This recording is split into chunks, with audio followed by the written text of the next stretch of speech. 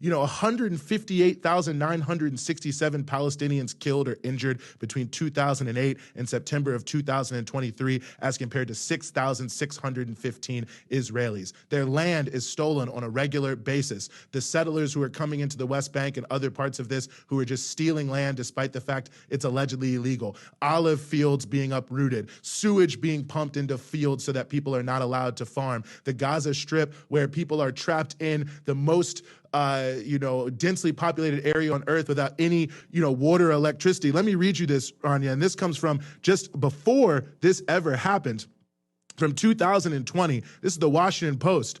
There's not enough electricity and infrastructure to run Gaza's war-ravaged sewage system. Hospitals, schools, homes are similarly running on empty, worn down by the lack of clean water, electricity, infrastructure, and jobs or money. Barely anyone has enough clean water to drink. The only local source of drinking water, the coastal aquifer, is full of dirty, salty water. And I said it before, 500 to 700 children, some as young as 12, arrested every single year. The number one crime is rock throwing. 86% of them reporting they were beaten by grown adults while in detention. An average of 100 children killed every single year for 23 years in Palestine. I could go on and on and on. In places like Hebron, where they're taking people's homes and they seal up their back doors because they say, well, you can't walk into the back alley because Palestinians aren't allowed to go there. This is an Israelis only, which really means Jews only area where you can walk. And that's not to say anything about religion, but it is to show about the religion of the people themselves.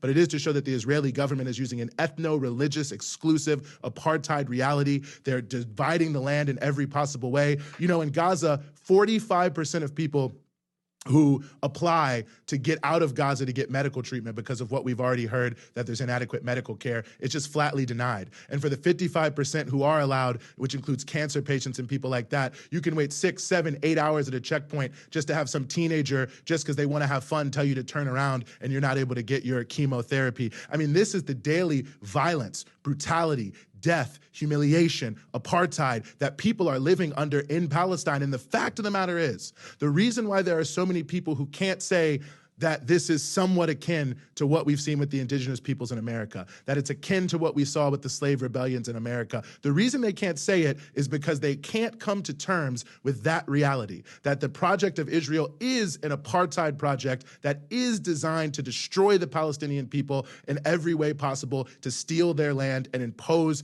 a reality on them that they don't want and kill them if they stand up or say anything about it. They don't even have to stand up and do anything. And they want to think that that's a just project. It's not a just project. And this is why you've seen, it's not just Hamas. And I'll close on this.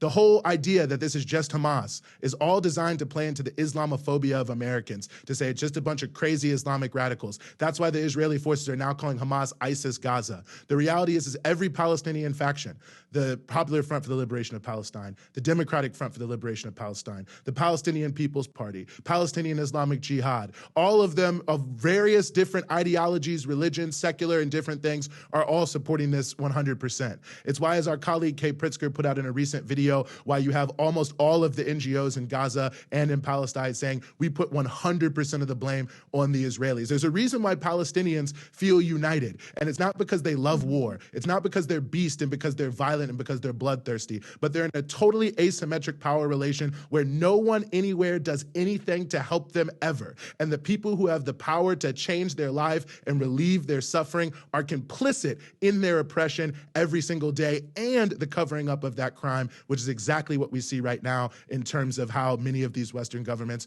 are approaching this. And in that context, just like the Powhatan in Virginia in the 1620s and the 1640s, just like the Pueblo in what is now New Mexico in the 1680s, just like Nat Turner, just like Gabriel Prosser, just like the Stono Rebellion, just like the Haitian Revolution, just like all of those people, the Palestinians are finally saying, if no one is going to do anything for us, we have to do something for ourselves. War is not pretty. It's never something that is fun, but it is a reality that's here. And people have to ask themselves, which side are you on?